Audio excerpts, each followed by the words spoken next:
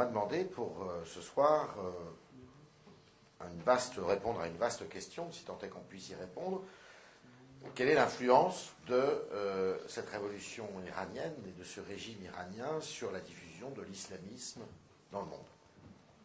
Alors, je ne sais pas si vous vous souvenez, mais moi j'ai un souvenir très précis de l'année 1979, il y a donc précisément 35 ans, quand l'ayatollah Khomeini est arrivé à Téhéran. Parce que j'ai fait des recherches et je suis allé rechercher ce qu'avait dit, ce que déclarait l'ayatollah Khomeini quand il est arrivé au pouvoir en 1979. C'était, effectivement, il avait l'ambition de prendre le pouvoir dans son pays, éventuellement par la parole de prétendre le libérer, mais il avait une ambition qui était une ambition expansionniste par rapport à l'ensemble du monde. Pas uniquement le monde arabo-musulman, mais à l'ensemble du monde, parce que, eh bien, c'était évidemment la revanche qu'il voulait prendre par rapport à l'Occident et puis au grand et au petit Satan. Et j'ai retrouvé aussi des déclarations qui... Donc il y avait vraiment des déclarations, on les trouve, sur cet islam triomphant qui défendra le Coran contre les mécréants de l'Occident.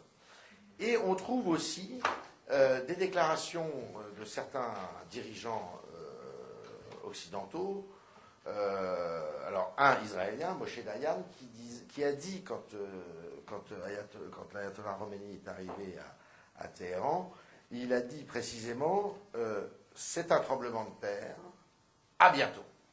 D'un air de dire, Moshe Dayan qui meurt d'ailleurs 2 ans après l'arrivée de Khomeini à Téhéran, d'un air de dire, et il en fait l'exégèse après de cette citation, d'un air de dire c'est à bientôt, mais pour toujours, quasiment. Et quand il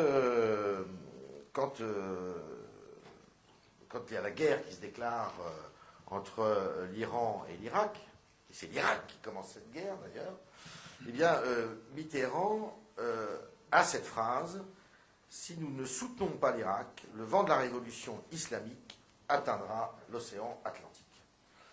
Comme quoi, à l'époque, et je crois que c'est Pierre qui disait ça tout à l'heure, tout le monde est conscient que, au bout de quelques mois, au bout de quelques années, que le danger est là, et que ce danger expansionniste, avec les diatribes de l'ayatollah Khomeini, qui sont très sobres dans le ton, mais qui sont très lourdes dans le contenu, eh bien, représente un danger pour le monde. Et d'où aussi le danger pour les Occidentaux, mais le danger aussi pour le monde, une partie du monde arabe, et c'est pour ça d'ailleurs que Saddam Hussein, comme vous le savez, eh bien, ira faire cette guerre contre l'Iran. Alors évidemment, vous allez me dire, mais comment on peut parler d'installation, enfin de propagation de l'islamisme quand on oublie 2 choses. Un, que les Iraniens sont des Perses et que la grande majorité du monde musulman est arabe. Ça, c'est la première des choses. Donc, dualité, conflictualité. Et deuxièmement, le fait que d'un côté, vous avez des chiites, précisément, qui sont minoritaires, et de l'autre côté, des sunnites qui sont largement majoritaires dans le monde musulman. Et si on regarde bien, c'est encore Pierre, pardon, tout le temps, c'est-à-dire que finalement cette opposition, elle n'est que très relative sur le plan fondamental. Elle est probablement très forte sur le plan politique. Elle est beaucoup plus relative sur le plan fondamental parce que elle est essentiellement les différences, pour reprendre certains chercheurs, comme le disent certains chercheurs, elles sont moins doctrinales que dynastiques, ces différences. Et donc, à partir de là, on peut considérer que si on distingue aussi, comme l'a fait Frédéric tout à l'heure, les régimes et les populations, on peut considérer que, eh bien, l'incarnation, je dirais, d'un régime islamique qu'est Téhéran à l'époque a une influence forte sur les populations arabes qui voisinent l'Iran, parce que, eh bien, ils se disent que c'est une traduction peut-être de ce qu'ils souhaitent en opposition aux régimes autocratiques qui les gouvernent et qui sont des régimes dans lesquels ils se trouvent souvent en situation d'oppression. Alors, ça, vous l'avez évidemment dans les régimes, enfin dans les pays sunnites, vous l'avez aussi dans les pays, qui ont je dirais, des chiites, des minorités ou des majorités chiites. C'est le cas de l'Irak, précisément. L'Irak où la majorité de la population est chiite. Et puis vous avez le cas du Liban avec le Hezbollah qui retrouve dans l'Iran eh bien, une raison de se battre et de se faire entendre qu'il n'aurait pas pu avoir autrement. Donc ça c'est quelque chose qui montre que le régime en s'installant à Téhéran a des volontés d'expansion et qu'il entend bien évidemment aussi eh bien, être une force de résistance pour s'affirmer contre une Arabie saoudite qui est sans doute à son goût évidemment beaucoup trop inféodée au grand Satan américain. Et c'est aussi, on le retrouve dans parce que cet expansionnisme va avoir des traductions terroristes, va avoir des traductions militaires d'une certaine façon. Alors, inutile de vous parler du Hezbollah, mais le Hezbollah au Liban, mais le Hezbollah hors du Liban également, puisque l'idée pour l'Iran, c'est d'aller porter le coup de poing pour se défendre soi-même contre ses propres opposants à son régime. Et le mouvement de la résistance iranienne, d'ailleurs, en a fait plus que les frais, on peut dire.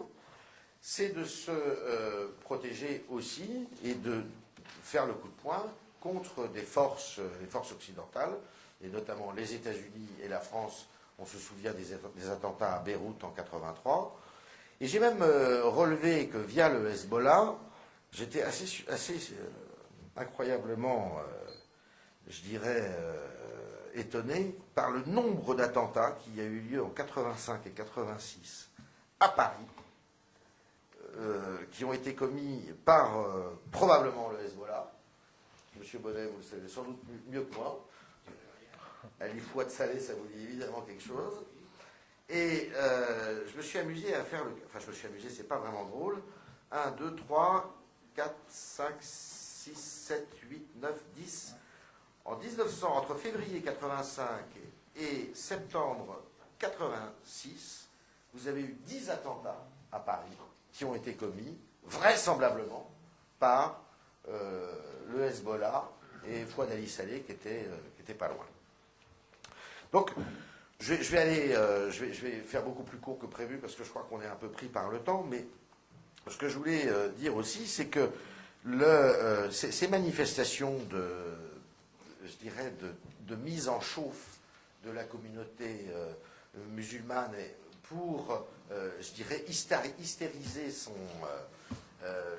ses penchants islamiques, ils ont été aussi largement utilisés par l'Iran à 2 occasions qui ont été des occasions mondiales et qui permettent pour l'Iran d'entretenir justement une flamme et qui est très utile pour le maintien de son régime comme exemple, je dirais, d'une réussite de l'islam politique, parce que c'est ça qu'il faut voir. C'est l'affaire des versets sataniques de Salman Rushdie en 1989. Les versets sataniques, je suis désolé, peut-être vous, mais en France, personne n'avait lu les versets sataniques. En Algérie, personne n'avait lu les versets sataniques. Aux États-Unis, personne n'avait lu les versets sataniques, et avec tout le respect qu'on doit à Salman Rushdie. Mais qui a créé cette espèce d'hystérisation à partir de ce livre de Salman Rushdie? Eh bien, c'est évidemment le régime iranien. Vous avez eu un deuxième exemple qui est beaucoup plus proche de nous, c'est en 2006. En 2006, souvenez-vous, c'est l'affaire des caricatures qui sont parties du Danemark, enfin de Scandinavie, du Danemark précisément, qui ont été reprises en France. Alors après, on peut parler, discuter, critiquer, savoir s'il faut publier ou pas. Mais en tous les cas, l'instrumentalisation de ces publications, ce sont des instrumentalisations qui n'étaient pas locales. Je suis allé rechercher, voir un peu comment ça s'était, la chaîne s'était faite. Et cette hystérisation, elle trouve son origine à Téhéran, précisément, qui est toujours le premier à justement se révolter, d'une certaine façon, contre leur propre régime. Ces régimes qui vont connaître un sort, pour certains d'entre eux, funeste quelques années après. Et c'est ça qui est intéressant, c'est de savoir, en fait c'est la question principale, c'est de savoir si, on n'arrête pas de le dire aujourd'hui, que l'islam politique, c'est un échec en tous les cas en Égypte, où il a été mis en échec, on va dire, en Égypte, c'est un échec en Tunisie, mais l'islam politique, si vous réfléchissez bien, l'islam politique, il existe en Iran. Et donc, il n'a pas fini son œuvre, cet islam politique. Et l'Iran n'a pas fini son œuvre, je dirais, alors on va dire, avec l'instrumentalisation de l'arme nucléaire, avec d'autres dossiers à caractère économique, ils n'ont pas fini, je dirais, d'exercer une espèce d'influence très forte, au-delà des divisions sunnites, chiites, perses, arabes, à travers le monde. Et c'est ça qui est tout à fait intéressant quand on analyse ce régime, qui est le premier régime de l'histoire contemporaine à être un régime islamiste, et qui, à l'heure qu'il est aujourd'hui, est un régime revendiqué comme islamiste. Alors évidemment, vous pouvez me parler de l'Arabie Saoudite, mais c'est un régime qui est arrivé par la révolution. Et c'est ça qui est intéressant de constater aujourd'hui, et en opposition par rapport à l'Occident. Voilà, je vous remercie.